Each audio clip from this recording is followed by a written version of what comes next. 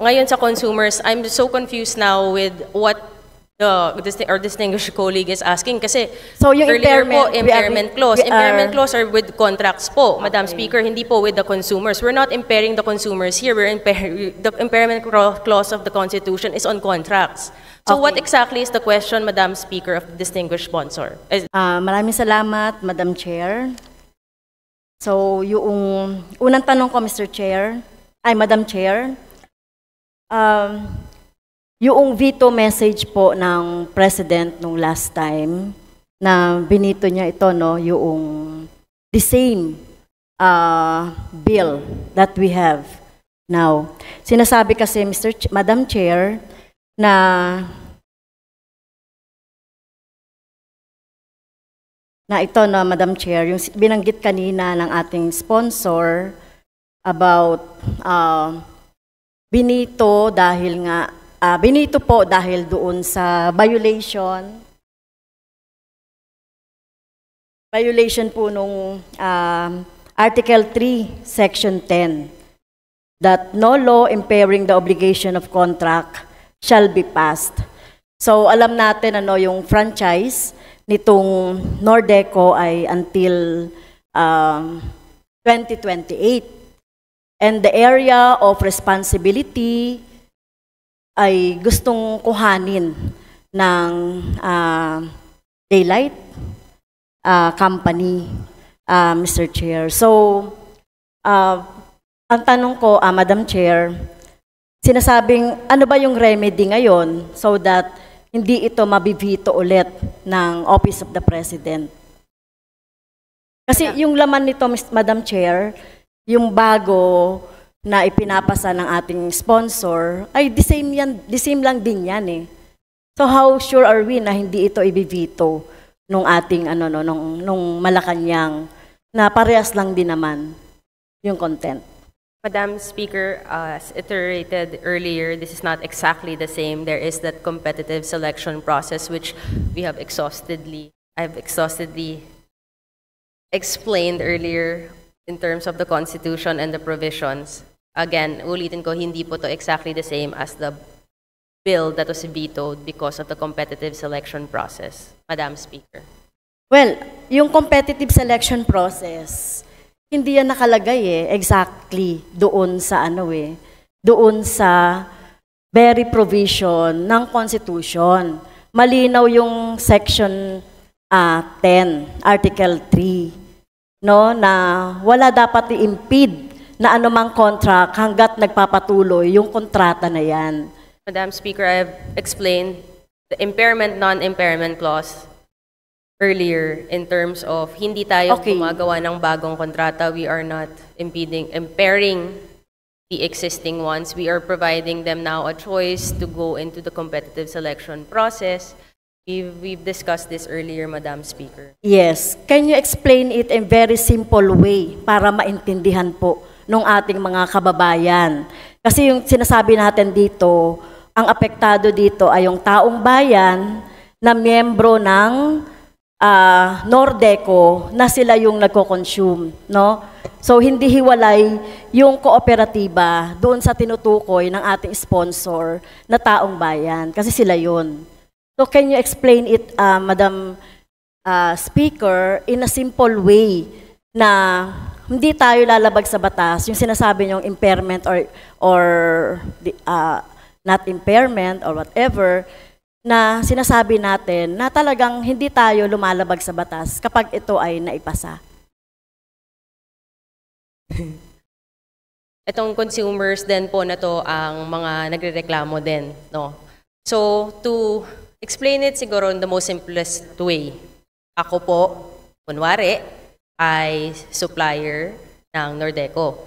No, meron akong kontrata, kasama po ng supplier ng Nordeco. Ngayon, na magkakaroon na ng bagong consumer sa bagong area, meron na ngayon bidding process. Meron na po tayong competitive selection process. Ako bilang isang supplier, okay, pupunta po ako dito sa kabila dahil bago na po yung consumers ko dito at makikipag-bid ako. Kung meron naman mga bagong papasok na magbibigay ng mas better bid, ako as a bidder will now be meron na naman akong, okay, pwede kong tapatan to para bumaba at maging better ang pag-supply ko. So dito po ako, magkakaroon ako ng bagong kontrata with Double Light po. Pero hindi naman po masisira at mawawala ang kontrata ko with Nordeco dahil may natirang area. So, dalawang kontrata po yun. Hindi po Madam natin Speaker, na i-impair po yun, Hindi Madam po kontrata pinag-usapan natin. On the point of view of the consumers po, yung tinatanong natin, no? So, halimbawa po, Madam sinasabi Speaker, na, sorry, because earlier sinasabi po yung impairment clause. Ngayon, okay. ngayon sa consumers, I'm so confused now with what our distinguished colleague is asking kasi So, yung earlier po, impairment, impairment clause are with contracts po, Madam Speaker, hindi po with the consumers. We're not impairing the consumers here. The impairment clause of the Constitution is on contracts. So what exactly is the question, Madam Speaker, of the distinguished sponsor? Distinguished colleague? Madam Speaker, yung sinasabi natin na impairment, na sinasabi natin na yung contract ay hindi naman mababago kung magkakaroon ng bagong franchise. Tama po ba yun? Tama yun? Hindi po mai-impair ang existing contract na Yes. Doon sa, kanina yung tinutukoy na 7 suppliers, right? O yung 7 na contracts. Previous hindi na po mga mai-impair. contracts. Mag-i-exist Okay. pa rin po ang kontrata po. Sige. So, ang ibig bang sabihin nito, Madam Speaker, so kung maisabatas natin itong existing na panukalang batas, yung bang daylight saving, daylight Wala pong saving, daylight saving. Wala pong daylight Davao, savings po dito Davao sa Light, sa Davao Light Pilipinas. Company. Davao Light Power Company, Madam Speaker, papasok sila doon sa mga areas covered by the Nordeco. Ibig sabihin ba, Madam Speaker, magtatayo ng sariling facilities ang Davao Light? So yun, or kukuhanin yung existing na facilities ng Nordeco. This will be up to the management prerogative of Davao Light. They can purchase, they can create. It will be up to Davao Light, Madam Speaker. Well, kasi ganito parang ang ginagawa nyo ay parang gusto nyo bang i-sequester with this franchise, halimbawa na maipasa ito. Madam No, Speaker, parang ang ginagawa natin, inaagaw natin yung area na responsibility naman ng Nordeco. Ngayon, kung gusto niyo talagang mapababa yung presyo, nagrereklamo ang taong bayan dito sa presyo noong kuryente o yung hindi magandang serbisyo ng Nordeco at yung Davao Light ay gusto niya na magbigay talaga ng mas magandang serbisyo, mababang rate.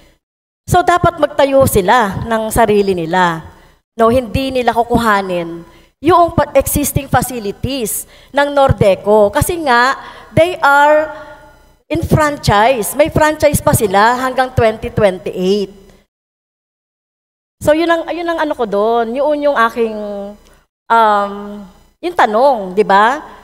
So, kung talagang willing ang Davao Light na gumanda ang serbisyo, meron silang ino-offer na magandang serbisyo. Tapos yung mga existing ay tingin nila ay hindi, existing Nordeco hindi. So dapat magtayo. So bakit gusto nating kuhanin na agad yung mga later on yung mga existing facilities nila? 'Di ba? At Davao Light. Teka, sulat ko na nga.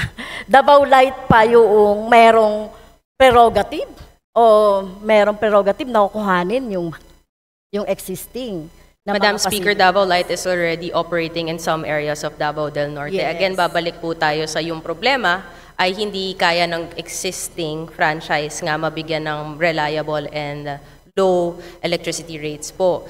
To mandate po, to put into law, to mandate a Madam business Speaker, to mukhang hindi purchase- responsive ang ating kagalang-galang na sponsor dun sa aking tanong. Ang tanong ko, willing ba ang Davao Light Power Corporation na magtayo dito sa dito sa inaagaw nilang mga area ng Nordeco? They are willing, Madam Speaker. It is up to their management to do how they will be to be able to decide on how they will do it. And one of the options that they're willing to do is to build new facilities. Madam Speaker. Ano po yung i-build? Ilang taon po ba na magbi-build? Kasi ito pong, Madam Speaker, ito pong Tagum City, Island of Garden City of Samal, Asuncion, Kapalong, New Corella, San Isidro, Calaingod, in Davao del Norte, saka Maco in Davao de Oro, ay ito po ay existing na. At matagal na po no na nagsiservisyo dito yung Davao Light, ay ang Nordeco. At yung sinasabi natin na problema, no, parang sinabi nga ni Kong Presby kanina, parang ito yung pinakamas marami, no? Pinakamalaki. Mamaya darating tayo diyan, tatanungin na. Ito yung pinakamalaking area na sakop ng Nordeco. So sabi kanina ng isang sponsor na kung kayo willing kayong mag-amend na ilahat na, anuhin natin. So tingin ko parang nag-aano tayo diyan ng monopolization, di ba? Ng ano. So yun nga tanong ko, willing at ilang taon ba na magagawa itong mga installation na to just in case no na maaprubahan natin itong bill na ito at willing naman ang Davao Light na ma-take over ito, Madam Speaker. Ilang taon ba yung pag-construct? Madam Speaker, I think it is very unfair for me to give how many years when it's up to the management prerogative of Davao Light to do it, should they choose to build. In terms of the areas and the existing of Nordeco in these areas, no, ay mag-ooperate pa rin naman because they will still have other areas to service. At the same time, Madam Speaker, no, itong mga ganitong aspeto, beyond naman po ata sa trabaho ng Kongreso, i-mandate din sila kung ilang years kailangan nilang, kung gagawin nila, no, to make us mandate them to build also. So it's going to be really up to Davao Light how they will be able to ensure reliable, efficient, and lower rates of these and affordable rates for the areas that they would be putting in.